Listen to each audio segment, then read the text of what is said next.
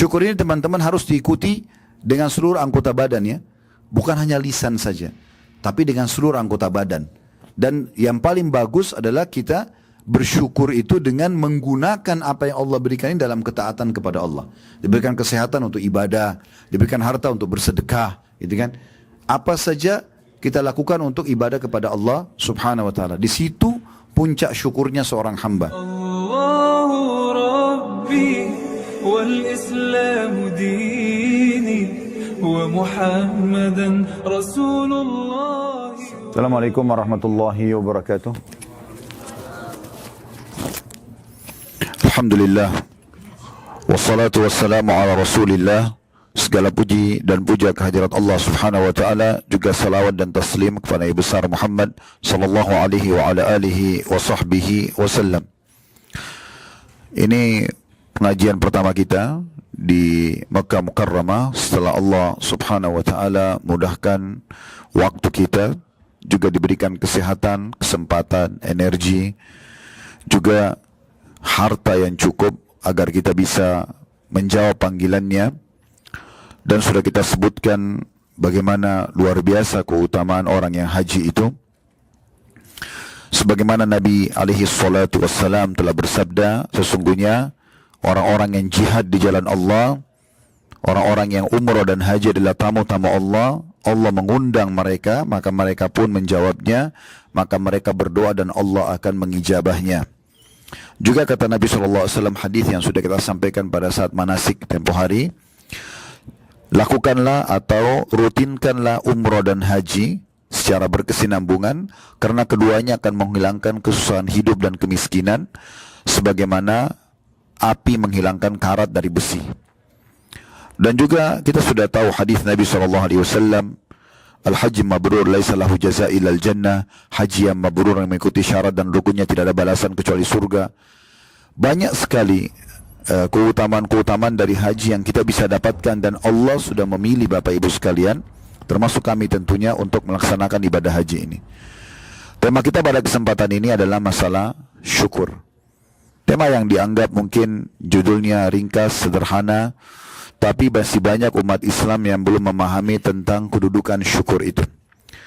Kita akan coba bahas dengan santai, dengan rileks tentang masalah syukur ini. Berikut dalil-dalil dan contoh-contohnya. Kita berharap semoga saja setelahnya kita akan selalu menjadi hamba-hamba Allah yang bersyukur. Bapak Ibu sekalian, Allah menciptakan kita di muka bumi ini untuk beribadah kepadanya. Tidak ada tujuan lain. Sebagaimana Allah sebutkan dalam surah Al-Dhariyat, A'udzu billahi minasyaitonir rajim, wa ma khalaqtul jinna wal insa illa liya'budun. Ma uridu minhum min rizqin wa ma uridu minhum an yut'imun. Innallahu war-razzaqu dzul quwwatil matin. Artinya, aku tidak menciptakan jin dan manusia. Maknanya, Bapak Ibu tanya diri sendiri sekarang, untuk apa saya ada di muka bumi ini? Maka jawabannya dalam ayat ini, aku tidak ciptakan jin dan manusia kecuali untuk beribadah kepadaku.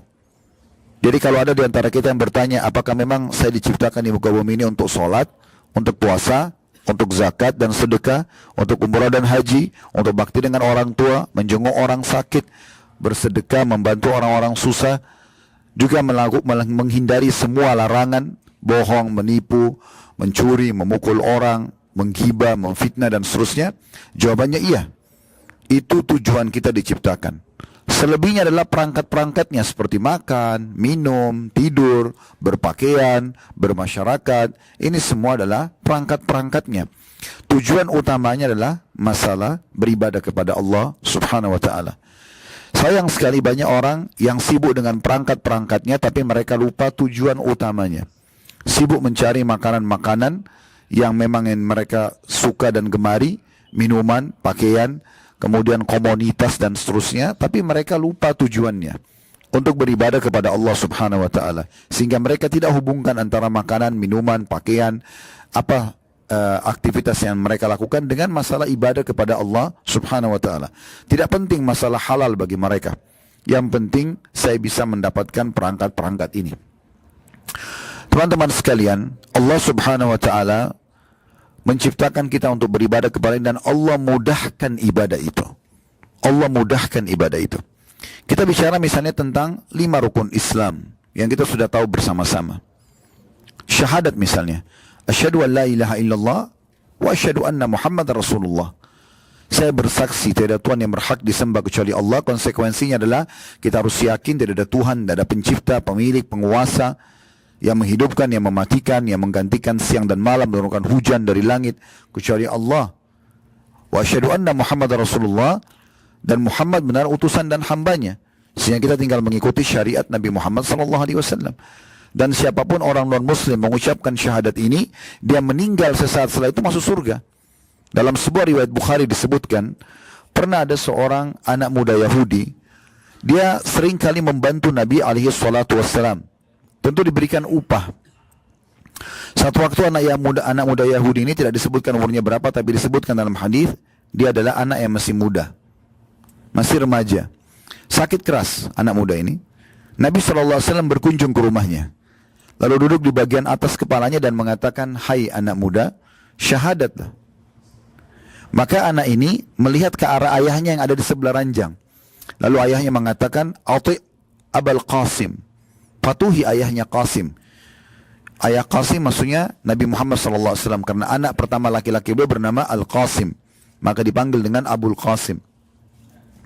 Maka anak muda itu pun mengikuti Nabi SAW syahadat. Baru saja selesai syahadat, kemudian Nabi SAW keluar pamit dari rumah itu. Tiba-tiba keluarganya semua menangis. Kenapa? Karena anak muda ini sudah wafat. Apa kata Nabi SAW? Alhamdulillahilladzi anjahu minan nar. Segala puji bagi Allah yang telah menyelamatkan dia dari api neraka. Syahadat ini. Di perang Badr, ada seorang dari salah satu suku Arab tinggal di wilayah Badr. Dia, teman-teman sekalian, memperhatikan peperangan yang sedang terjadi. Maaf, di perang Khaybar, bukan di perang Badr. Saya ulangi, di perang Khaybar. Waktu itu Nabi SAW mengepung benteng Yahudi di Khaybar.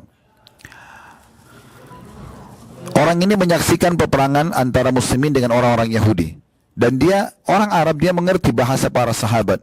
Dia mengerti makna ayat-ayat Al-Quran yang dibaca oleh para sahabat pada saat mereka sholat maghrib, sholat isya, sholat subuh, dan di tengah malam sholat tahajud. Para sahabat sedang sholat tahajud membaca ayat-ayat Al-Quran, sampai dinukil suara mereka seperti suara lebah-lebah yang pada berkumpul di sarangnya. Maka dia mengerti dan dia tertarik melihat, apa ini, agama apa ini. Lalu dia datang mendekati seorang sahabat di situ lalu mengatakan, agama apa kalian ini? Apa tujuan kalian datang menyerang benteng-benteng Yahudi ini? Lalu diceritakanlah, kami adalah pengikut utusan Allah, Nabi Muhammad SAW, kami beragama Islam. Dijelaskanlah semua tentang masalah Islam. Lalu kami keluar untuk membela agama Allah, meninggikan kalimat Allah. Maka dia pun tertarik. Karena para sahabat merincikan detail sampai tentang masalah orang kalau terbunuh di medan perang mati syahid akan masuk ke dalam surga. Lalu orang ini mengatakan, saya mau masuk agama kalian.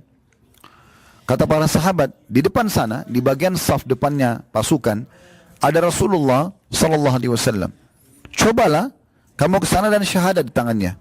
Maka orang ini pun datang dan syahadat di tangan Nabi SAW. Setelah syahadat, kebetulan waktu itu muslimin berhasil mengalahkan benteng pertama orang-orang Yahudi. Ada 9 benteng di Madinah waktu itu, di Khaybar. Ada 1 sudah ditembus. Dan ada harta rampasan perang. Nabi SAW sedang membagi-bagi harta rampasan itu. Sedang membagi-bagi harta rampasan perang itu. Maka beliau pun berkata kepada sahabat yang sedang membantu beliau untuk menyusun harta rampasan itu, berikan juga kepada orang ini, orang yang baru syahadat. Maka yang baru syahadat itu mengatakan begini, ya Rasulullah, saya masuk Islam bukan untuk harta ini.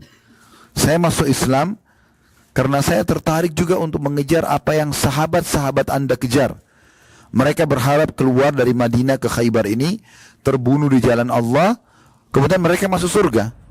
Saya berharap ada panah Yahudi yang lepas dari benteng mereka, kemudian kena di titik sini. Lalu kemudian dia menunjuk titik dadanya dan keluar di sini. Maksudnya tembus anak panah itu. Lalu saya terbunuh di jalan Allah. Kata Nabi Muhammad SAW, kau akan dapat apa yang kau inginkan. Kalau kau jujur, kau akan dapat itu. Subhanallah, berpisah dia dengan Nabi SAW, berkecamuk peperangan, ya, dipecikkan takbir dari kaum muslimin. Lalu orang-orang Yahudi mulai melemparkan di benteng kedua anak-anak panah dari dalam benteng. Subhanallah, orang yang pertama kena panah Yahudi adalah orang yang baru syahadat tadi. Orang yang baru syahadat tadi. Dan dia kena anak panah di titik yang dia tunjuk.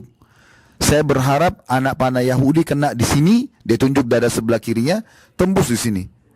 Lalu kemudian saya mati di jalan Allah. Maka betul-betul kena di situ. Nabi SAW waktu lihat jenazahnya mengatakan, huwa, apakah ini orang tadi yang baru syahadat? Kata para sahabat, benar ya Rasulullah. Kata Nabi SAW, maha suci Allah yang benar dengan janji-janjinya. Orang ini baru syahadat, tiba-tiba sudah mati syahid. Lalu kata Nabi SAW, siapa yang ingin melihat orang yang belum pernah sujud sekalipun, ahli surga, lihatlah orang ini.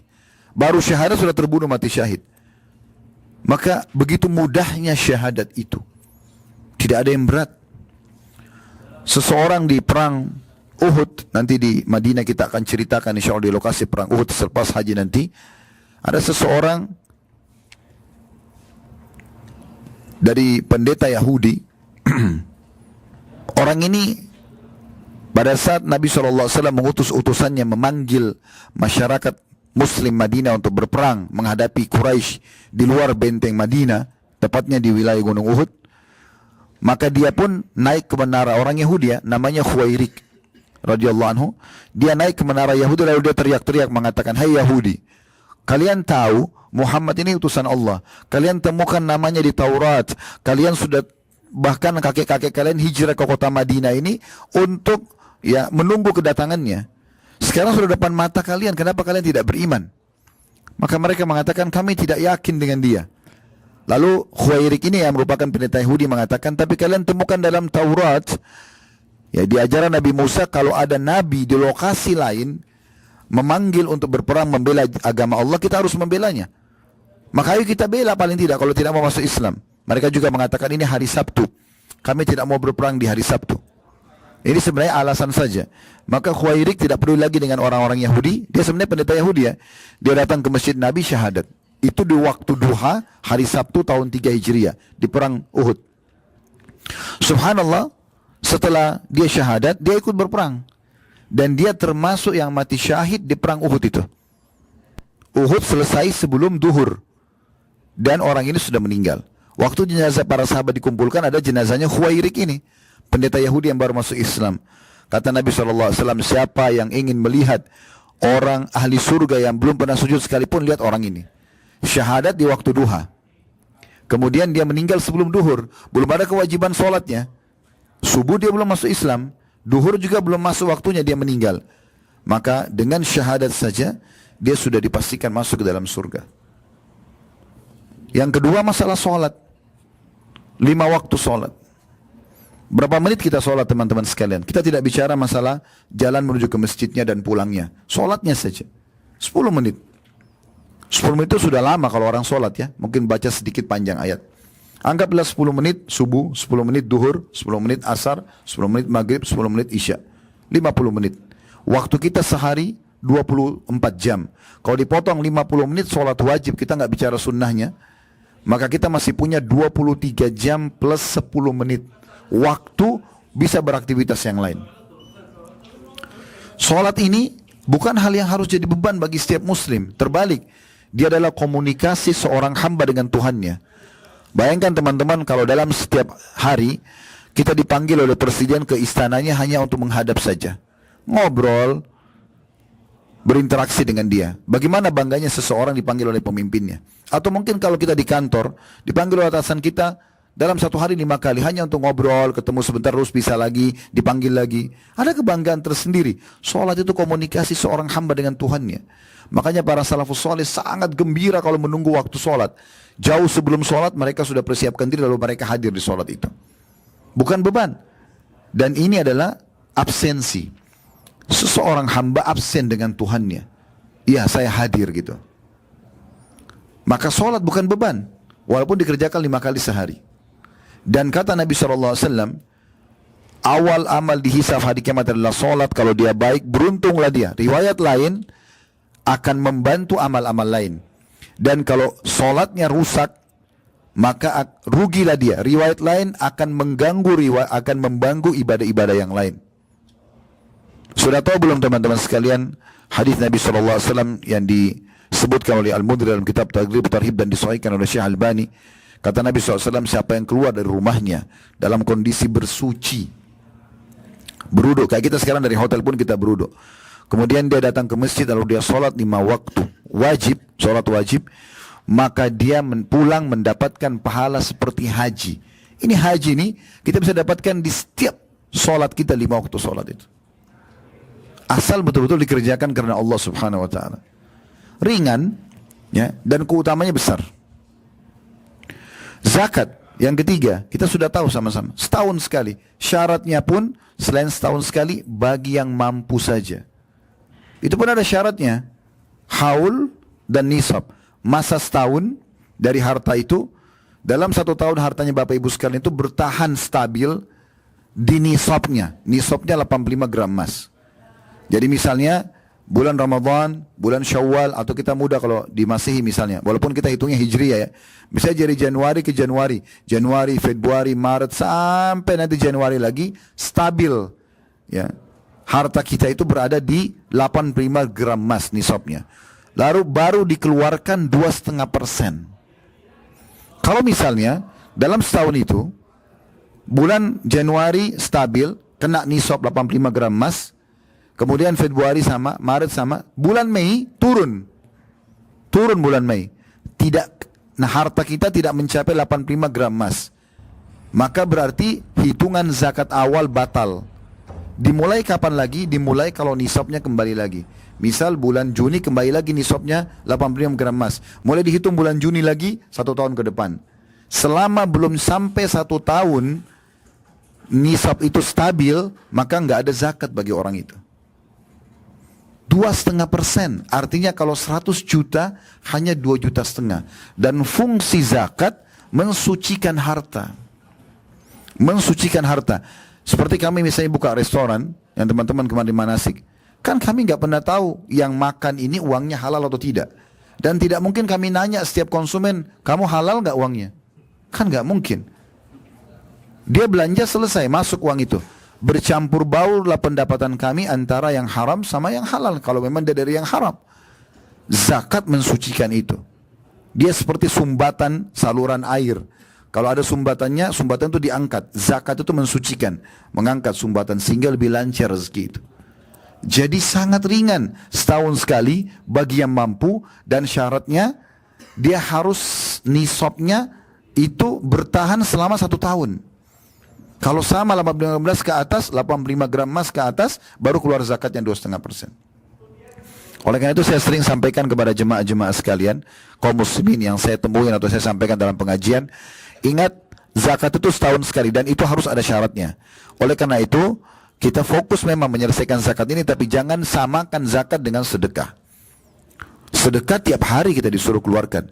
Tidak ada syarat 1 tahun, tidak ada nisab 85 gram emas, kadar minimalnya, tidak ada juga persentase 2,5%. Antum punya uang 10 miliar mau disedekahin semua silahkan. Tapi setiap hari sedekah fungsinya memperbanyak harta. Beda fungsi. Zakat mensucikan, kalau ini sedekah memperbanyak harta.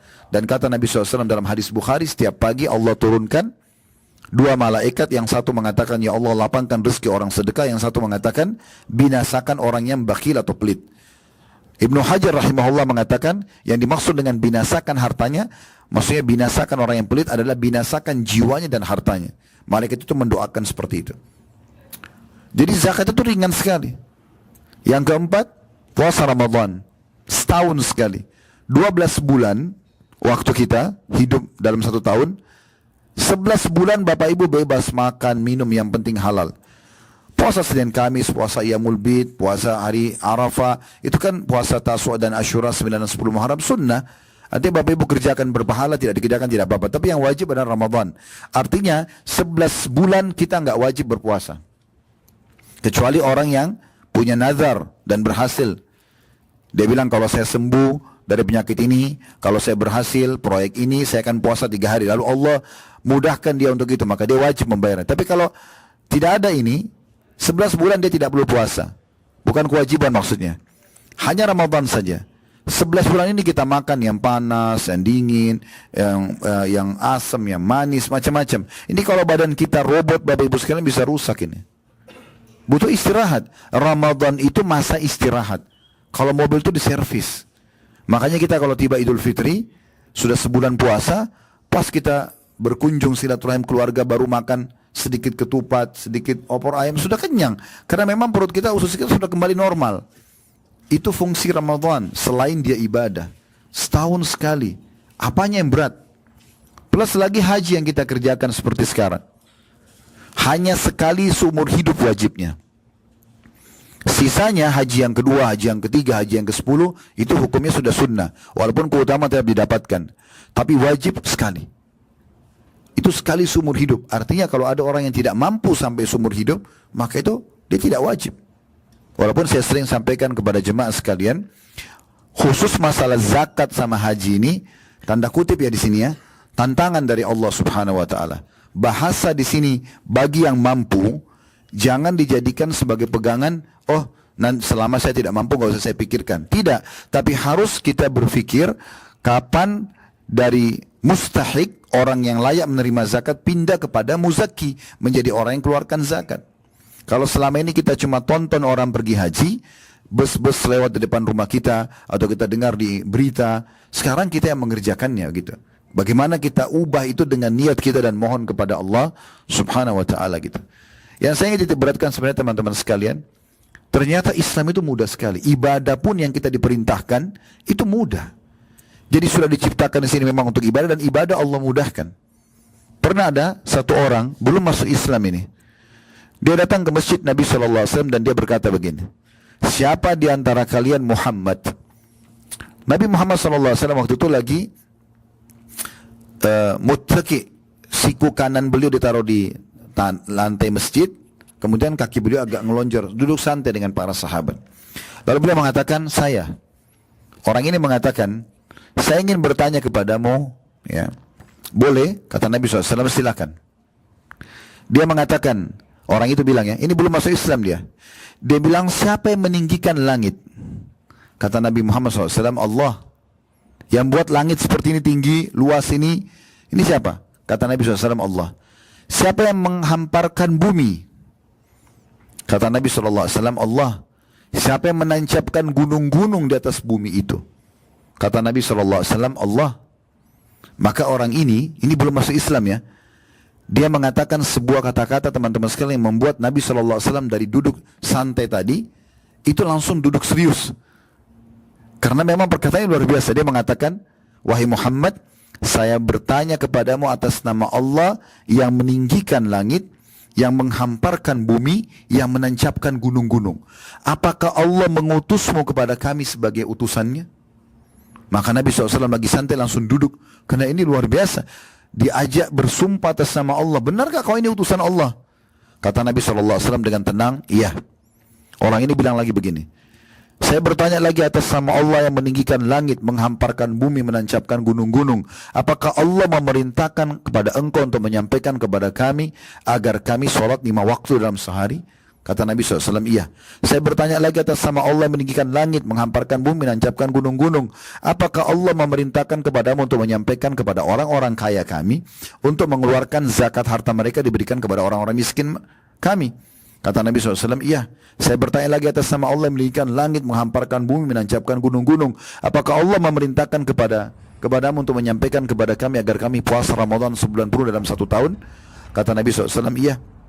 Orang ini bilang lagi, hai Muhammad, saya tanya lagi atas nama Allah yang meninggikan langit, menghamparkan bumi, menancapkan gunung-gunung. Apakah Allah memerintahkan kamu untuk menyampaikan kepada kami agar kami haji sekali seumur hidup kami, yang wajib ini, ke Baitullah di Ka'bah, ke Mekah di Ka'bah, maksudnya mengunjungi Ka'bah? Kata Nabi SAW, iya. Lalu orang itu bilang, kalau saya mengerjakan ini, rukun Islam ini, apa yang saya dapatkan? Kata Nabi SAW, kau akan masuk surga. Orang ini langsung bilang, asyhadu an la ilaha illallah wa anna Muhammadar Rasulullah. Syahadat dia. Setelah dia masuk Islam, dia mengatakan, ya Rasulullah, saya tidak akan tambah dan tidak akan kurangi. Lalu dia keluar dari masjid. Apa kata Nabi SAW? Siapa yang mau lihat penduduk surga, maka lihatlah orang ini. Begitu mudahnya ibadah. Ibadah ini adalah hal-hal yang wajib yang Allah bebankan kepada kita. Dan juga punya kenikmatan. Sekarang kemarin contoh misalnya teman-teman sekalian ya. Betul memang kita sudah keluarin uang misalnya dalam biaya perjalanan kita. Tapi selama kita kerjakan ibadah ini, dari kemarin kita di pesawat. Telat pun kemarin penerbangan, kita ada di lounge, makan, AC, minum, kamar mandi bagus, semuanya oke. Menunggu berapa jam pun, gak ada masalah. Kecuali kita diterik matahari, kita sudah setengah mati. Itu pun ada pahalanya lagi di sisi Allah Subhanahu Wa Taala. Karena kita sedang mau ibadah, perjalanan. Kemudian kita juga masuk ke pesawat, sama. Walaupun 8 jam, 40 menit atau hampir 9 jam perjalanan ke Jeddah, sama di AC, duduk, kamar mandi ada, makanan ada, minuman ada, dilayani. Allah mudahkan. Masuk lagi ke Mekah, kemarin memang kita menunggu di bandara, tapi tetap juga bus kita ada AC-nya, kita nyaman. Sampai akhirnya kita tiba di hotel ini yang Allah sudah pilihkan tentunya, kuasa Allah SWT, dan Alhamdulillah kita dapat kamar yang cocok, yang cukup, Alhamdulillah, sebagai fasilitas hotel transit saja, tapi dia berbintang 5 hotel ini. Sedikit berjalan iya, tapi jalan kaki kita setiap langkah ke masjid dihitung pahala di sisi Allah Subhanahu Wa Taala. Kata Nabi SAW, semua langkah yang dilakukan ke masjid, 1 langkah mengangkat derajat, 1 langkah mengampuni dosa. Riwayat lain, 1 langkah dicatatkan 1 pahala. Juga kata Nabi SAW, Allah berfirman kepadaku, hai Muhammad, apakah kau tahu apa yang sedang dibicarakan oleh para malaikat di langit sana? Kata Nabi SAW, iya. Tentang masalah peninggian derajat dan pengampunan dosa. Dan itu banyak didapati dengan langkah-langkah yang menuju ke masjid. Serta berwudu di waktu-waktu yang tidak disenangi. Kayak misalnya orang kalau mau tidur malam hari berwudu, atau pada saat batal wudu, wudu lagi. Contohnya. Jadi sebenarnya sangat mudah gitu. Tidak ada yang berat. Kita masuk umroh kemarin. Apanya yang susah teman-teman sekalian? Badan kita sehat, kita tawaf, pemandangan yang indah, kita bisa lihat Ka'bah, kita bisa memanjatkan hajat kita, Allah kabulkan. Kita sholat di belakang makam Ibrahim, minum air zam-zam, jalan di sa'i dengan AC yang luar biasa, sejuk, sampai selesai semuanya. Sedikit mungkin pegal kaki, tapi segar badan, sehat, tidak ada sesuatu yang beban gitu. Selesai semua Alhamdulillah, kita juga kembali tahallul. Sekarang kita makan, minum, Allah kasih tempat tidur, istirahat, tinggal tunggu haji. Nanti haji juga Bapak-Ibu akan lihat sangat mudah. Di Mina, kita di kemah, ber-AC, makan, minum, memperbanyak zikir kepada Allah, mungkin mendengarkan pengajian. Habis itu kita hari Arafah juga sama, pindah ke kemah juga, AC. Di Muzdalifah kita lewat, kemudian kita selesaikan ibadah haji kita, kembali ke hotel ini nanti tanggal 10 Zulhijjah hari raya, kita mandi-mandi bersih-bersih, kemudian setelah itu kita kembali lagi ke Mina, tinggal 3 hari dengan baju biasa. Sama di AC, tidak akan kurang makanan dan minuman, sejuk udara. Kita pun jumrah, maktab kita 111, keluar sudah langsung pintu jumrah, jalan kaki depan mata. Maktab yang paling dekat dengan jumrah 111, ini depan yang kita Allah kasih ini, Allah mudahin. 112 yang kemarin tuh mundur sedikit, ini Allah mudahin ditawarin 111, kita pindah ke 111 itu. Depan mata, jumrah kecil sedang besar, itu aja hari itu. 3 hari kita buat, 4 hari. Ya tapi 3 harinya hari tasyrik kita kerjakan, ya, 1 kali saja, 3 kali lontar. Mungkin anggaplah 1 jam selesai atau setengah jam selesai. Pulang kita kembali ke kemah. Aktivitasnya berzikir kepada Allah, ibadah kepada Allah, mungkin dengarkan pengajian kita, diskusi agama, berdoa. Tanggal 13 selesai haji, pulang dibersihkan dari semua dosa. Pulang dijamin dapat tiket surga. Pulang dijamin dapat rezeki. Apanya yang berat ini? Apanya yang berat gitu? Saya akan hubungkan ini teman-teman sekalian dengan materi kita, masalah syukur. Banyak orang subhanallah tidak bersyukur. Salah satu bukti tidak bersyukur, lisannya suka berkeluh kesah. Apa saja jadi masalah buat dia. Apa di depan matanya selalu saja jadi masalah. Dan orang kalau terbiasa dengan ini, semua akan dia protes termasuk dirinya sendiri. Bahkan kadang-kadang orang yang tidak bersyukur ini, mungkin salah dia sendiri. Dia pakai sendal, kebalik sendalnya. Lalu dia marah dengan dirinya sendiri. Mungkin dia lagi duduk, pintu ketiup angin. Lalu terbanting suaranya ribut. Dia marah sama pintu, pintunya nggak salah, anginnya nggak salah. Tapi subhanallah orang seperti itu. Tapi orang yang syukur kita lihat selalu hidupnya mudah. Semuanya mudah bagi dia. Alhamdulillah. Telat sedikit, alhamdulillah. Ada masalah lain, alhamdulillah. Semuanya mudah bagi dia. Karena memang orang biasa bersyukur. Teman-teman, coba saya mau sampaikan kalau kemarin kita sebutkan tentang keutamaan haji, sekarang saya sampaikan ancaman orang yang tidak haji sementara dia mampu. Ada banyak orang di negara kita sekarang mampu pergi haji. Mungkin dana hartanya lebih baik daripada harta kita semua. Tapi mereka tidak pergi haji. Pertama mungkin tidak ada taufik, ya. Allah belum gerakkan hatinya, atau memang dia belum faham tentang ancaman yang akan kena dia. Ini berat sekali nih. Maka teman-teman yang belum pernah haji dan Allah mudahkan haji kali ini bersyukur luar biasa. Ada juga teman-teman kita yang siap bayar tapi nggak bisa berangkat. Allah belum pilih mereka. Sampai hari ini kalau Anda update informasi di negara kita, masih banyak ribuan orang yang sudah bayar, sudah siapin tapi tidak bisa berangkat. Ya? Ya, katanya. Allahu alam. Mudah-mudahan kita berdoa gitu. Tapi kita kan tidak pakai katanya sekarang. Alhamdulillah sudah Allah tunjuk gitu. Coba teman-teman renungi nih ya, bagaimana sih sebenarnya orang itu kalau punya kemampuan haji lalu tidak haji? Mereka dapat ancaman apa sebenarnya? Ini sekaligus teman-teman bisa sampaikan kepada teman-temannya, keluarganya yang memang punya kemampuan tapi sengaja tidak mau haji. Kadang-kadang tunggu sudah tua sekali, sudah susah jalan, baru mau haji. Ya. Begitu juga dengan ibadah umroh. Kenapa nggak saat kita masih sehat, masih kuat? Apalagi kita sudah tahu sendiri, tawaf jalan. Sa'i juga jalan, nanti kita jumroh juga jalan. Memang agama Islam ini agama bergerak, sholat gerakan, gitu kan? Ini gerakan-gerakan, kita disuruh cari nafkah, berjihad, ke masjid, ini gerakan semua dalam sholat. Kata Nabi SAW dalam sebuah hadis, ya, dan ini hadis diriwayatkan Ibnu Hibban dan disahihkan oleh Syekh Albani dalam kitab Silsilah Hadis Shahihah nomor 1662. Kata Nabi SAW, Inna Allah Azza wa Jalla yaqul, sesungguhnya Allah yang maha mulia dan maha tinggi berfirman, Inna abdan ashahtu lahu jismah. Sesungguhnya hamba yang telah aku sehatkan badannya, wa awsa'tu alaihi fil ma'isyah, dan aku luaskan rezeki untuknya, tamdi alaihi khamsatu a'wamin la yafid ilayya la mahrum. Berlalu 5 tahun, kemudian dia tidak menjawab undanganku untuk haji, ya, maka sungguh dia benar-benar terhalangi dari semua kebaikan. Artinya Allah Subhanahu wa taala akan susahkan dia, terhalangkan dari banyak kebaikan. Umar bin Khattab berkata, laqad hamamtu an ab'atha rijalan ila hadhil amsar. Aku ingin sekali mengutus kelompok utusan-utusanku ke daerah-daerah yang dikuasai oleh kaum muslimin, fayanzuru kullaman lahu jiddatun wala yahuj. Kemudian mereka mengecek khusus orang-orang yang punya kemampuan tapi sengaja tidak mau haji. Fayadribu alaihimul jizyah, agar dipungut dari mereka upeti.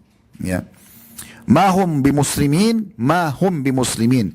Mereka sama sekali tidak bisa dinilai sebagai seorang muslim. Mereka sama sekali tidak bisa dinilai sebagai seorang muslim. Dan dalam riwayat lain Umar juga mengatakan, liyamut yahudiyan aw nasraniyan. Orang yang punya kemampuan haji tapi tidak mau haji, maka dia mati saja dalam keadaan Yahudi atau Nasrani. Yaquluha 3 marrat. Umar mengulanginya 3 kali. Ya. Rajul mata wa lam yahuj wa wajada lidzalika sa'a wa khulliyat sabilah. Seseorang mati kemudian sengaja tidak berhaji padahal dia mendapatkan keluasan rezeki dan kemudahan jalan. Oleh karena itu dia dianggap saja seperti Yahudi dan Nasrani. Ini statementnya Umar bin Khattab radhiyallahu anhum. Dan oleh karena itu teman-teman sekalian, kita harus fahami baik-baik ini peluang kita bersyukur kepada Allah. Di dalam hadis yang lain kata Nabi SAW, ta'ajjalu ilal hajj, segera kerjakan haji itu, yakni al-faridah, yang telah wajib bagi kalian, maksudnya haji yang pertama terutama ya.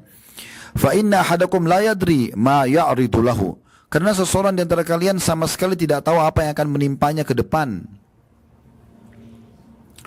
Dan riwayat-riwayat ini tentu riwayat-riwayat sahih semuanya. Tadi yang baru saya bacakan itu riwayat dari Sa'id bin Mansur, disahihkan pula oleh Ibnu Hajar dalam Talkhis Al-Kabir ya. Secara mauquf, dan juga diriwayatkan oleh Al-Baihaqi, disahihkan dari jalur Ibnu Hajar ya. Sama juga dari kitab Talkhis Habir ya. Kemudian juga dalam riwayat yang lain kata Nabi SAW, man aradal hajja fal yata'ajjal, Siapa yang sudah niat mau haji segera dia kerjakan. Fa innahu qad yamradul marida wa tadillu dhalla wa ta'ridul haja. Karena bisa saja tiba-tiba datang penyakit kepadanya sehingga tidak bisa haji. Atau kadang hilang hewan tunggangannya. Kalau kita sekarang mungkin terjadi peperangan, kekacauan politik, kita jadi tidak bisa berangkat misalnya. Atau terkadang ada keperluan lain yang mendesak yang akhirnya membuat dia tidak bisa mengerjakan ibadah haji. Coba bayangkan bagaimana besarnya ancaman bagi orang-orang yang tidak mau pergi haji. Sementara Bapak Ibu sudah Allah mudahkan haji.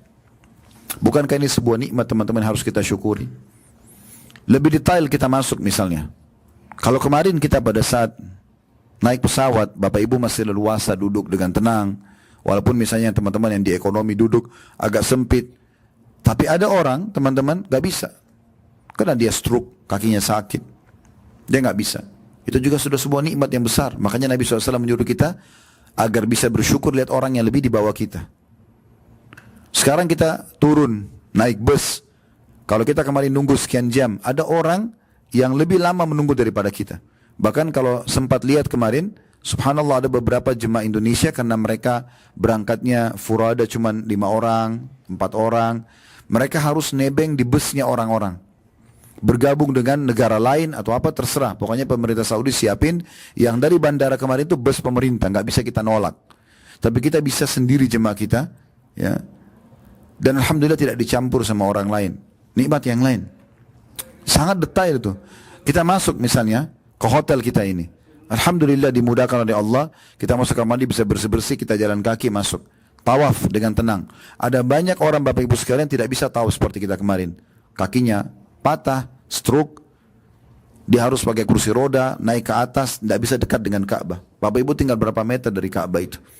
Kita bisa leluasa sholat di makam Ibrahim, sholat dengan tenang, sujud, kita berdoa kepada Allah, munajat. Banyak orang tidak bisa kerjakan itu, banyak sekali. Kemudian kita juga sa'i berjalan. Ada banyak orang yang harus pakai kursi roda, tidak mampu jalan. Kita masih bisa mampu jalan. Dan teman-teman, saya ingin dari kemarin membahasakan sebenarnya, tapi saya tunggu momentum sekarang karena pas pengajian. Jangan pernah anggap remeh, oh kemarin sa'i itu cuma itu yang dibaca. Istighfar Ustaz bilang 100 kali di putaran pertama. Bapak Ibu sudah tahu belum? Kata Ali radhiyallahu anhu, sesungguhnya Allah telah memberitahukan kepada kalian tentang penyakit kalian dan obat penyakit itu.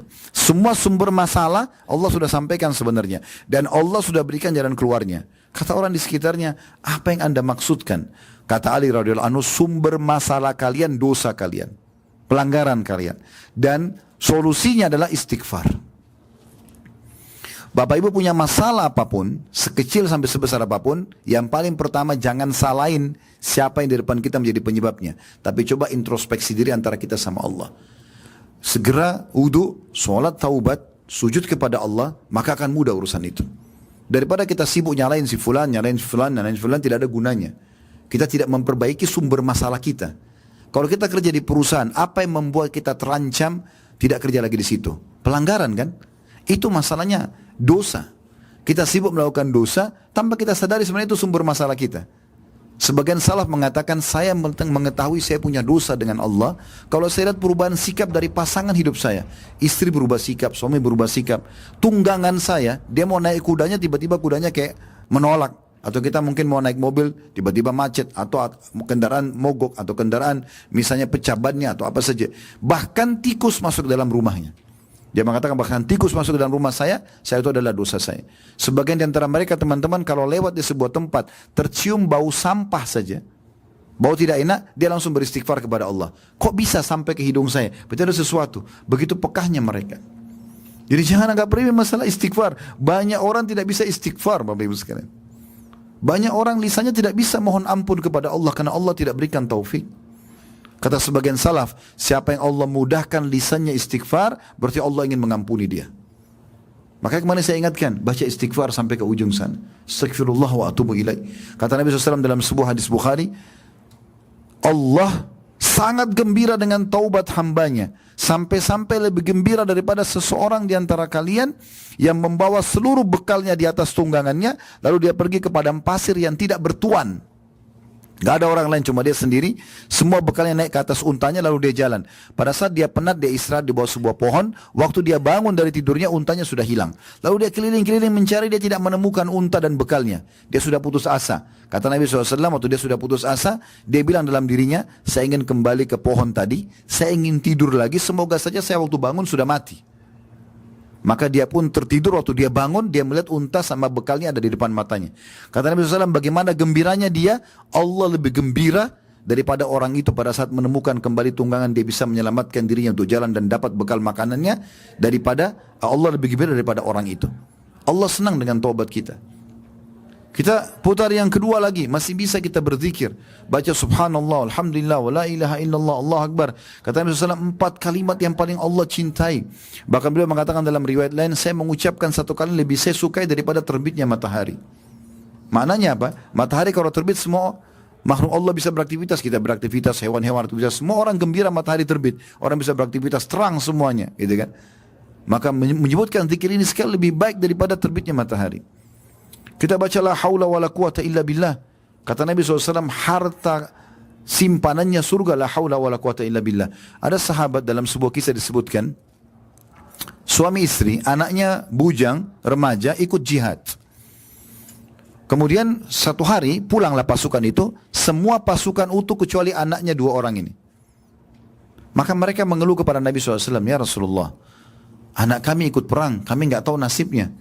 Kalau teman-temannya pun tidak tahu, kalau ada berita dia mati syahid nggak ada masalah. Tapi teman-temannya nggak tahu kemana. Kami takutnya ditawan oleh musuh, disiksa. Apa kata Nabi SAW? Pulanglah, perbanyak ucapkan la haula wa la quwata illa billah. Maka tanpa banyak fikir, dengan penuh keyakinan, suami istri pulang lalu amalkan. Dari semenjak pulang sampai mereka tertidur. Di tengah malam, dalam kisah ini dikatakan dalam riwayat yang sahih, tiba-tiba ada yang ketuk pintu. Waktu kedua suami istri bangun buka, mereka kaget anaknya depan pintu. Bukan cuma itu. Dia membawa beberapa hewan yang merupakan harta rampasan perang. Ayahnya menanyakan, bagaimana ceritamu nak? Dia mengatakan, ayah, saya ditawan oleh musuh. Bahkan saya diikat dengan sangat kuat. Tapi entah beberapa waktu yang lalu, saya merasa tiba-tiba ikatan itu melonggar dan musuh-musuh semua tertidur. Lalu kemudian saya bisa dapat unta mereka, saya mengambil beberapa senjata mereka dan juga hewan tunggangan mereka, saya jadikan harta rampasan perang, lalu saya pulang ke Madinah. Dan ayah ibunya tiba-tiba berpikir, waktu anaknya mengatakan beberapa saat yang lalu, itulah di saat mereka mengucapkan la haula wala quwata illa billah. Itu yang kita baca kemarin. Banyak orang tidak tahu dan tidak mengamalkan ini. Kita membaca salawat kepada Nabi SAW, baca salawat Allahumma salli ala Muhammad, yang paling ringkas, bisa panjang. Kata Nabi SAW kepada seorang sahabat waktu dia bilang, ya Rasulullah, berapa waktu yang saya lowongkan nih, kalau saya mau lowongkan waktu misalnya 1 jam nih saya mau berzikir, berapa dari waktu itu saya lowongkan untuk baca salawat pada anda? Cukupkah seperempatnya? Kata Nabi SAW, bagus, tapi kalau kau lebihkan lebih bagus lagi. Dia bilang, ya Rasulullah, setengahnya. Kata Nabi SAW, bagus, tapi kalau kau lebihkan lebih bagus lagi. Dia mengatakan 2/3 ya Rasulullah. Artinya kalau 1 jam itu 2/3 saya salawat kepada anda. Kata Nabi SAW, bagus, kalau kau lebihkan lebih bagus lagi. Dia bilang, kalau gitu saya jadikan waktu yang saya lowongkan semua salawat kepada anda. Kata Nabi SAW, kalau begitu dibersihkan semua dosamu, dan kau akan diberikan rezeki dari tempat tidak disangka-sangka. Kemarin kita baca salawat, alhamdulillah, berapa ratus langkah kita jalan membaca itu. Di Masjidil Haram, di musim haji lagi. Dan kita berada di 10 awal bulan Zulhijjah. Yang kata Nabi SAW, ma min ayyamin al-amalu salih fi ahabbu ila Allah min hadhil ayyam ya'ni al-ashr. Tidak ada hari-hari sepanjang tahun, kata sebagian ulama, bahkan Ramadan pun 10 terakhirnya kalah dengan yang kita sekarang ini ada, 10 awal bulan Zulhijjah. Kata Nabi SAW, tidak ada hari-hari sepanjang tahun di mana semua jenis amal saleh wajib ataupun sunnah lebih Allah cintai dibandingkan dikerjakan di 10 awal bulan Zulhijjah. Dan kemarin kita umrah di 10 awal bulan Zulhijjah. Kita pun sekarang masih menunggu sambil ibadah 10 awal bulan Zulhijjah. Maka kata para sahabat, ya Rasulullah, walal jihadu fi sabilillah, wahai Rasulullah, jihad pun di jalan Allah, keluar meninggalkan keluarga, meninggalkan pekerjaan, bisa disiksa oleh musuh, bisa dibunuh. Sama itu juga belum bisa mengalahkan pahala amal yang dikerjakan di 10 awal bulan Zulhijjah, walaupun sunnah, makna hadisnya walaupun sunnah. Kata Nabi SAW, walal jihadu fi sabilillah, jihad pun di jalan Allah belum bisa mengalahkan amal-amal yang dikerjakan di 10 awal bulan Zulhijjah. Walaupun jihad, illa rajulun kharaja binafsi wa mali wa lam yaji bidzalika bi syai.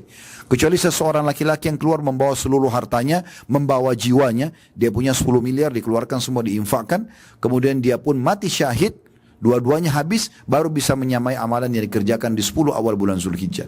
Maka ini amal-amal yang mulia. Sudahkah kita syukuri semua ini teman-teman sekalian? Nikmat Allah yang melimpah, di masalah kita kerjakan saja itu.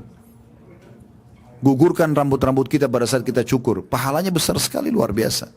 Dan terlalu banyak nikmat-nikmat yang lain. Coba peka teman-teman melihat nikmat Allah di sekitar kita. Bahkan kadang-kadang subhanallah, ada hal-hal yang kita anggap mungkin itu buruk, padahal sebuah nikmat. Ini saya kadang-kadang sampaikan contoh di pengajian, saya ingatkan kembali. Contoh misalnya lapar. Kalau kita tanya apakah anda mau lapar, jawabannya orang pasti tidak mau lapar. Tapi sudah paham gak teman-teman sekalian? Kalau tanpa lapar, gak enak makanan itu. Contoh misalnya kita sudah kenyang nih. Udah makan 2 piring, makanan udah kenyang. Kemudian kita dikasih lagi ayam bakar, dikasih lagi apalah jenis makanan yang paling kita suka. Kita gak mau makan lagi karena sudah kenyang. Tapi kalau kita lapar, nasi sama sambal saja enak. Berarti lapar itu bukan ajang untuk keluh kesah. Selalu kita bilang, aduh lapar. Kenapa aduh lapar? Alhamdulillah lapar. Karena lapar itu pintu untuk nikmatnya makan. Sama juga dengan haus. Dengan haus, tenggorokan kita kering, kita jadi nikmat sebenarnya. Karena nikmat jadi minum. Kalau kita minum, apalagi kalau kita lagi haus, kita minta misalnya air dingin. Itu kan beda. Dibandingkan kita lagi tidak haus, selalu ditawarkan mau minum apa Bapak Ibu, kita masih punya pilihan. Mau apa ya, panas atau dingin. Tapi kalau kita haus itu, ada kenikmatan tersendiri. Makanya Nabi SAW mengatakan, orang yang puasa 2 kegembiraan, dapat 2 kegembiraan, satu pada saat dia berbuka puasa, karena hilang dahaganya. Gitu kan? Kemudian juga pada saat dia bertemu dengan Tuhannya. Begitu juga dengan capek misalnya, letih. Ini sebuah nikmat yang besar. Kalau kita dari pagi disuruh tidur Bapak Ibu sekalian, sampai malam kita tidur nih. Malam disuruh tidur lagi, apakah kita masih bisa tidur? Coba saya tanya. Kalau Bapak Ibu dari pagi disuruh tidur sampai malam, terus malam suruh tidur lagi, masih bisa tidur nggak malamnya? Hah? Mana ini? Masih hidup nggak? Susah tidurnya ya, karena kita kan sudah tidur dari pagi sampai malam. Kita tidur dari jam 8 pagi sampai jam 6 sore. Terus kita jam 10 malam suruh tidur lagi, susah tidurnya, karena sudah banyak tidurnya. Tapi kalau kita dari pagi kerja sampai maghrib, capek nih.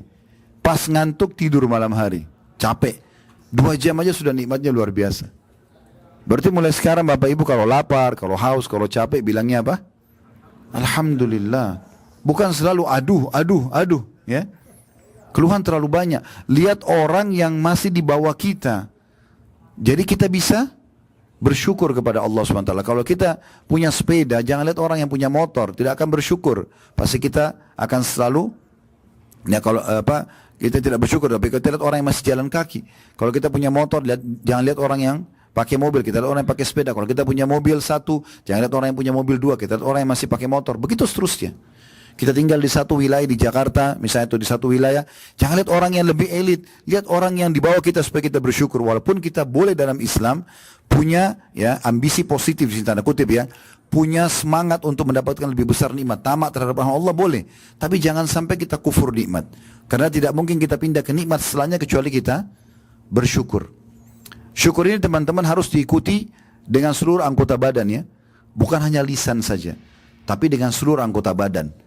Dan yang paling bagus adalah kita bersyukur itu dengan menggunakan apa yang Allah berikan ini dalam ketaatan kepada Allah. Diberikan kesehatan untuk ibadah, diberikan harta untuk bersedekah, gitu kan? Apa saja kita lakukan untuk ibadah kepada Allah Subhanahu wa taala. Di situ puncak syukurnya seorang hamba. Kita bisa lihat bagaimana statement para ulama berhubungan dengan masalah syukur ini, ya. Ibnu Taimiyah rahimahullah mengatakan, asyukru yakunu bil qalbi wal lisani wal jawarih. Bersyukur itu dijalani dengan hati, dengan lisan, dan juga dengan anggota badan.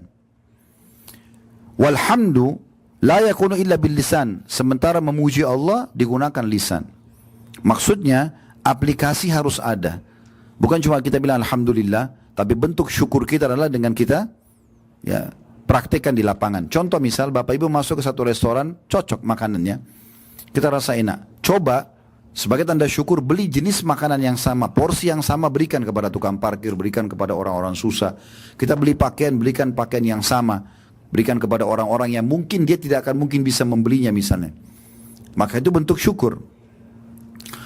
Kemudian Ibnu Qayyim rahimahullah dalam kitab Tariq al-Hijrain di halaman 508 mengatakan, "Ats-tsana'u 'alan ni'ami wa mahabbatu wal 'amalu bi ta'ati." Memuji atas nikmat dan mencintai nikmat tersebut serta memanfaatkan nikmat dalam ketaatan. Ini makna syukur. Kata beliau, memuji atas nikmat, bilang alhamdulillah, dan mencintai nikmat itu. Melihat ini adalah sebuah hal yang besar. Jangan dikecil-kecilkan nikmat itu, ya. Dibesarkan dan memanfaatkan nikmat untuk ketaatan. Banyak orang begitu kan, kadang-kadang syaitan kelabui dia. Di saat dia belum mendapatkan, maka dia menggebu-gebu. Contoh misal dalam rumah tangga, kita hidup dalam rumah tangga misalnya. Sebelum menikah mungkin kita semangat untuk menikah dengan pasangan kita. Begitu kita sudah menikah, kita anggap itu sebuah nikmat yang kecil. Sehingga tidak pernah kita syukuri. Selalu saja ada keluh kesah dalam rumah tangganya. Padahal sebenarnya Allah sudah berikan kepada dia yang mungkin banyak laki-laki lain berharap menikah dengan istri kita. Atau banyak perempuan lain berharap menikah dengan suami kita. Tapi Allah jadikan ini sebuah nikmat. Banyak orang tidak syukuri masalah itu. Sehingga selalu saja yang ada keluh kesah dalam hidupnya. Pada saat diberikan Allah SWT amanah anak. Mungkin sebelum punya anak berharap punya anak. Tapi begitu punya anak, anaknya dimarah-marahin, dipukul. Anak-anak bukan untuk dimarahin dan dipukul. Untuk dididik. Kalau mereka salah, itu karena mereka belum faham. Dan saatnya di situ kita mengambil pahala, mencari pahala. Contoh saja, berapa banyak orang tua yang mengucapkan kata-kata yang tidak baik. Kamu nakal, kamu begini, ibu menyesal melahirkan kamu, ayah begini dan begitu. Kata Nabi SAW, jangan ucapkan perkataan buruk untuk diri kalian, keluarga kalian dan harta kalian, karena bisa saja berpapasan malaikat lewat dan mengaminkan akhirnya terjadi. Ya, daripada kita bilang kamu nakal, lebih baik kita mengatakan semoga Allah berikan kau hidayah nak. Misal, lalu kita meluruskan kesalahan dia gitu. Kemudian Ibnu Qayyim juga menekankan ada rukun-rukun syukur itu sendiri. Yang pertama beliau mengatakan mengakui nikmat itu berasal dari Allah, sekecil apapun. Ya. Kemudian yang kedua memuji Allah atas nikmat tersebut, alhamdulillah. Lalu yang ketiga meminta tolong untuk menggapai ridha Allah dengan memanfaatkan nikmat di atas ketaatan. Jadi selalu kembali kepada ketaatan. Rezeki itu pada saat seorang hamba sedang melimpah padanya rezeki dan dia sedang dalam keadaan ketaatan, ini berarti rezeki yang baik. Rezeki yang baik. Dan kalau dia punya harapan untuk mencapai sebuah rezeki lalu belum diberikan, dia tinggal introspeksi diri. Mungkin ada masalah dosa yang dia lakukan. Karena kata Nabi SAW dalam hadis riwayat Ibnu Majah nomor 4022, wa inna ar-rajula la yahrumur rizqa bidzambi yusibu.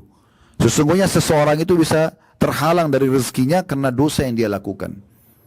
Sehingga kalau dia beristighfar kepada Allah, bertobat, bisa kembali rezeki tersebut. Sebaliknya, kalau seandainya rezeki melimpah pada ahli maksiat dan sudah tegak padanya hujjah, maksudnya sudah sempat dijelaskan hukum-hukum agama pada dia, ini nggak boleh, jangan buat dosa, jangan mabuk, jangan zina, jangan ini, jangan itu, tapi dia tetap melakukannya, maka itu berarti tadarruj, tahapan siksaan. Jadi jangan bilang, tuh teman saya pemabuk tapi rezekinya banyak, benar tuh, ya, gonta-ganti mobil, ini jabatannya selalu naik, itu tadarruj, tahapan siksaan. Saya tertarik dengan statement salah satu sahabat sekaligus guru kami, Syekh Ziyad Hafidahullah di Jordan. Beliau doktor di beliau pakar hadis di Jordan. Pernah tabligh akbar datang ke Indonesia. Waktu itu pas saya ada acara tabligh akbar di Makassar dan beliau ada, saya minta beliau ngisi saja. Beliau bicara tentang masalah perkataan salafus saleh, masalah ibadah, masalah keimanan. Di antaranya beliau mengatakan waktu itu menyinggung masalah bagaimana kita bersyukur dan usahakan jangan mendikte Allah. Beliau kasih contoh dirinya sendiri. Beliau bilang begini, contoh saya, dia bilang, saya dulu saking semangatnya waktu menikah ingin sekali punya anak laki-laki. Maka saya bilang dalam doa saya, ya Allah jangan kau karuniakan saya anak kecuali laki-laki. Dia bilang subhanallah 5 kali istri saya hamil keguguran terus. Dan semua pada saat keguguran itu ternyata anak perempuan. Dia kan berdoa, ya Allah jangan kasih saya anak kecuali laki-laki. Takdir Allah perempuan, gugur anaknya. Maka dia bilang, saya datangi guru saya. Kebetulan belum muridnya Syekh Albani. Beliau mengatakan, saya datangi Syekh Albani. Lalu saya katakan, Syekh, tolong kejadiannya seperti ini. Apa saran anda? Doakan saya. Kata Syekh Albani, semoga Allah berikan kau keturunan yang baik dan terima apa yang Allah berikan. Dia bilang, semenjak itu saya ganti doa saya mengatakan, ya Allah berikan saya keturunan yang baik. Maka sekarang beliau punya 5 anak, laki-laki dan perempuan. Semuanya dianggap sebuah nikmat yang besar. Nah, ini contohnya. Karena banyak orang kadang-kadang dia minta tapi maksudnya kepada hal-hal yang detail yang mendikte Allah. Jangan. Boleh nggak Ustaz kita bilang, ya Allah berikan saya pekerjaan ini? Boleh saja. Ya Allah berikan saya anak laki-laki? Boleh saja. Tapi jangan bilang, ya Allah jangan berikan saya kecuali anak laki-laki. Gitu kan? Ini masalahnya di situ, ya. Ibnu Hazm berkata rahimahullah, wa amma man syakara bilisanihi wa lam yashkur bi jami'i a'dha'i, adapun orang-orang yang bersyukur dengan lisannya tapi tidak diikuti dengan anggota badannya. Lisannya iya alhamdulillah tapi tidak pernah bersedekah, tidak pernah memaafkan orang, tidak pernah ada tanda-tanda dia memang beriman kepada Tuhannya dan mensyukuri nikmat yang ada. Maka beliau mengatakan, perumpamaan orang yang bersyukur dengan lisannya tapi tidak diikuti dengan anggota badannya, famathalu kamathali rajulin lahu kasa fa akhadha bi tarafihi. Perumpamannya seperti seseorang yang memiliki atau mengenakan baju tapi dia cuma pakai ujungnya saja. Falam yalbisu, tapi dia tidak pakai, dia cuma ambil baju itu ujungnya, tapi dia tidak sempat pakai di badannya. Falam yanfa'u dzalika minal bardi wal harri wal thalji wal marad, atau wal matar, maaf. Dia mengatakan maka baju itu tidak akan bermanfaat melindungi dia baik dari dingin, dari panas, dari salju, bahkan dari hujan. Diambil dari kitab Jami' Ulum wal Hikam di jilid 2 halaman 84. Artinya kita harus selalu bersyukur kepada Allah Subhanahu wa taala. Begitu juga dengan sabda Nabi SAW yang masyhur, agar kita selalu mensyukuri nikmat, lihat walaupun itu nikmat kecil.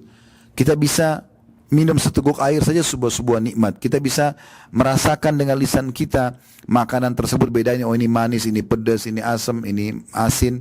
Itu sebuah nikmat. Hidung kita masih bisa membedakan mana wangi, mana busuk sewaktu seketika, sebuah nikmat. Sehingga kita masih bisa membedakan mana intonasi yang keras, yang lembut, itu juga sebuah nikmat. Banyak nikmat kita. Tangan kita masih bisa bergerak sebuah jari-jarinya, semua nikmat yang besar. Maka selalu bersyukur kepada Allah SWT dan jangan sampai digunakan dalam kemaksiatan kepada Allah. Karena Allah bisa angkat nikmat itu dengan kemaksiatan.